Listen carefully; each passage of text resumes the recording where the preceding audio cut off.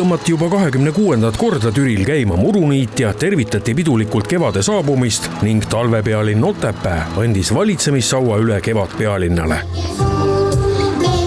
Jaa, ega tõsi on, et aeg lendab ja seekord lendas aeg ka talvepealinnas, aga jõudsime ikkagi üht-teist teha ja meie oleme talvega rahul. Kuivõrd kerge südamega siis nii-öelda valitsemissaua Türile üle andsite? Ütlen nii, et oli ka viimane aeg. Meie jõudsime oma talvetoimetused kenasti tehtud ja ma näen, et siin Türil oodatakse seda kevade tulekut juba väga. Igal aastal aetakse kevade saabudes talveunest üles ka murumoor. Kevad tuleb suure tantsuga, peoga, linnulauluga, lõbusasti ja iga kevad on erilisem kui teine ja mul on tunne, et see aasta on eriti vägev kevad tulemas. Nii et tere kevad! Kevadpealinna tiitel toob muidugi linnas kaasa ka palju sündmusi ja ettevõtmisi.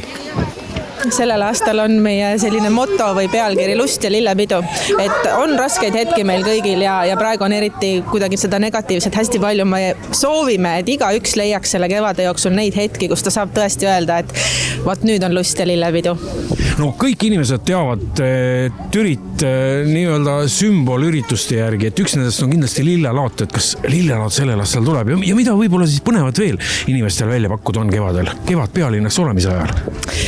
Jah, loomulikult lillelaat tuleb, et see vist on, lillelaat on see, mille järgi ma tean, et teised aiandussündmused panevad ennast paika kalendris, aga meil on tegelikult veel neid sündmusi või asju kevade jooksul, mille pärast siia tullakse. Näiteks Türi tori kiirlaskumine, mis on sportliku poole pealt väga populaarne, triatlon ühel aastal Türilt Paidesse, teisel aastal Paidest Türile, kindlasti kirnatulbid, kirsiõied, kui nad õitsevad, erinevad sündmused lastele, noortele, peredele ja tõesti hästi palju on meil liikumist ja sellel aastal ma usun, et leiavad kõik ka meie programmist mõne sellise sündmuse, mis on pühendatud Eesti raamatuaastale.